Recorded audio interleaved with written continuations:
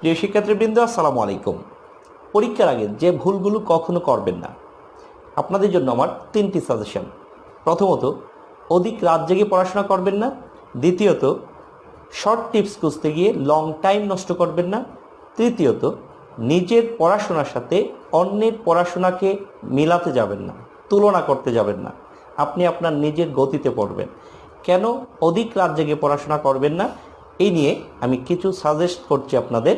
প্রথমত, অধিক রাত জেগে যখন পড়াশোনা করবেন, আপনার শারীরিক এবং মানসিক দুটোরই এফেক্ট পড়বে আপনার উপরে। সকালের একটি টাইম, এই সময়ে আপনার মস্তিষ্ক অনেক কোল্ড থাকে, এই সময় অল্প সময় অনেক বেশি মুখস্থ হয়। আপনি রাত জেগে পড়াশোনা করছেন, অনেক সময় ধরে পড়ছেন, আপনার মনে হচ্ছে যে পরীক্ষা চলে আসছে, আমাকে অনেক বেশি পড়তে হবে। আপনি পড়ছেন। এই যে চাপ নিয়ে পড়াশোনা, এই চাপ আপনার মধ্যে মানসিক একটা ক্ষতির কারণ হয়ে যাচ্ছে। সকালবেলা আপনি লং টাইম ঘুমাচ্ছেন, যেই সময়ে আপনার অনেক বেশি পড়াশোনা হয়, 1 ঘন্টায় যেই সময়ে অন্য সকল সময়ের চাইতে 5 গুণ বেশি পড়াশোনা হয়, সেই সময়ে আপনি ঘুমাচ্ছেন। এটি আপনার জন্য একটি ক্ষতির কারণ হয়ে গেল। এবং মানসিক চাপ, প্রেশার, শারীরিক সমস্যা, এই দিকগুলো আপনার মধ্যে ঘটতে থাকবে। দ্বিতীয়ত হচ্ছে, শর্ট টিপস খুঁজতে গিয়ে লং টাইম আপনারা নষ্ট করে ফেলেন। আপনার মনে হচ্ছে যে বন্ধুদের সাথে আপনি যোগাযোগ করছেন, আপনি তাদের কাছ থেকে শর্ট টিপস নিচ্ছেন, বিভিন্ন ফেসবুক, ভাইবার, ইউটিউব, হোয়াটসঅ্যাপ ইত্যাদি বিভিন্ন গ্রুপে যুক্ত থেকে আপনি শর্ট টিপস শুধু খুঁজে যাচ্ছেন। কিন্তু এই যে একটি লং টাইম ধরে আপনি শর্ট টিপস করছেন, এই সময়ে আপনি যদি আপনার বইতে বেশি মনোযোগী হন, তাহলে অনেক বেশি ফলপ্রসূ হবে আপনার স্টাডি। এই জন্য আমি আপনাদেরকে সাজেস্ট করব, এই শর্ট টিপসের পিছনে না ঘুরে আপনাদের বই থেকে পড়াশোনা করুন। আমি আপনাদেরকে একটি শর্ট টিপস দিচ্ছি, এই টিপসটি আপনাদের অনেক বেশি কাজে লাগবে। প্রথমেই প্রত্যেক চ্যাপ্টারের মধ্যে শিখনফল বলে একটি কথা আছে, এখানে অনেকগুলো টিপস আছে।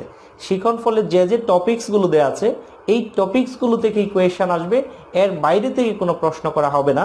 সুতরাং আপনার জন্য শর্ট টিপস হচ্ছে, এই টপিকসগুলো থেকে আপনি একটু চোখ বুলাবেন এবং যা যা ইতিপূর্বে পড়েছেন এই বিষয়গুলোকে শুধু রিভিশন দিবেন।